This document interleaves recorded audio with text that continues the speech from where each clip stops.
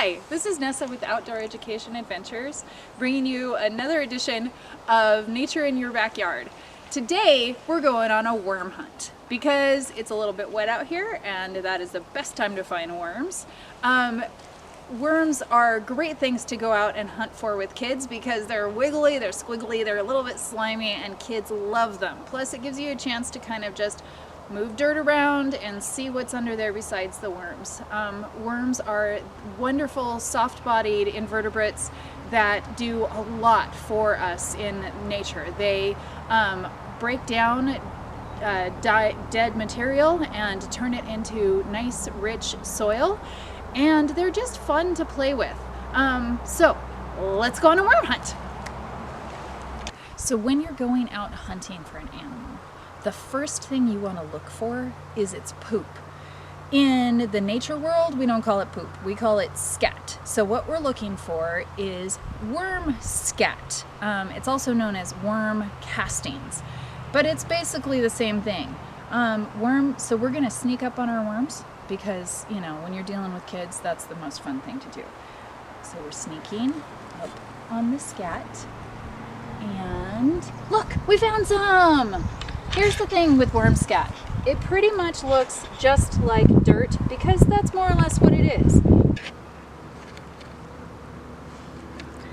Okay, so what you're looking for when you are looking for worm scat or worm castings are these little blobs of dirt up on top. These blobs right here that look a little bit different than the dirt around them, that is worm poop.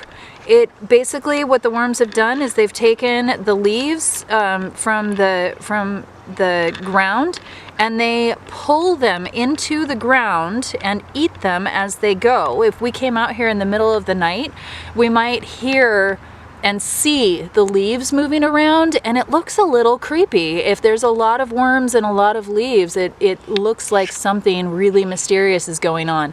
But it's really just the worms pulling the leaves into their holes. There should be a hole somewhere. There we go. There's a little wormhole right there. Pulling the leaves into their holes, eating them, and then whatever they can't use, just like we do, they pass it off as worm poop. And here it is. That's nice worm poop. What it will become for us is nice, rich soil. All right, so are we ready to start digging and see what kind of worms we can find? Let's see. All right. Now kids, I do not recommend that you go out into the lawn and just start digging wherever you want to. Make sure that you ask your mom or your dad or whoever it is that you live with where it is okay for you to dig and where it is not okay for you to dig. So just be sure of that. Now, I didn't find any worms on that first pass. That's okay, we'll just keep looking. They may be deeper too because it's been raining so much. Oh, there we go! Worms! Worms, worms, worms! There is an old folklore that says that if you chop up worms, you'll get more worms. That is not true. Worms do not reproduce by being chopped up. They actually will die. So try to not chop up the worms in your garden. Do the best that you can to not chop them up.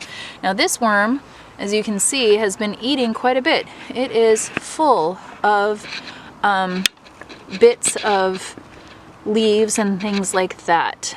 Worms are really, really handy in your garden for breaking down all of the decaying matter and leaving behind nice, rich soil. Oh, you know what else we found in that digging up? We found snail or slug eggs. Do you see these over here? Yeah, those are either snail or slug eggs. I'm not sure which. That's okay. We'll leave them alone because I don't know if these are snail or slug eggs that are useful for us or not. Oh, and here's an earwig. We found an earwig. Come here, little earwig. Earwigs are other decomposers. We need the decomposers to help us break down all of the dead things in our gardens, and leave behind nice rich soil. A lot of people think that earwigs will climb into their ears and hurt them, but that doesn't actually happen.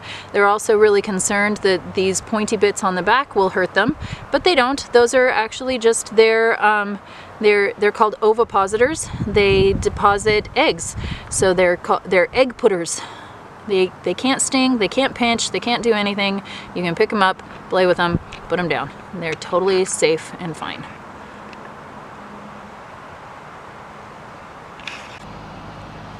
All right, so thank you for going on a worm hunt with me. I hope that you will enjoy going out into your backyard and finding worms on your own. If you're using the parks as your backyard, I recommend not digging in the parks, but do look for worm castings. If there's some loose soil, you can pull it up and see if there's anybody living in there. There usually is. Worms won't hurt you. Please pick them up, play with them, put them back though. They are sensitive, and we want to keep them around. So thank you again, and stay healthy, stay happy. Bye.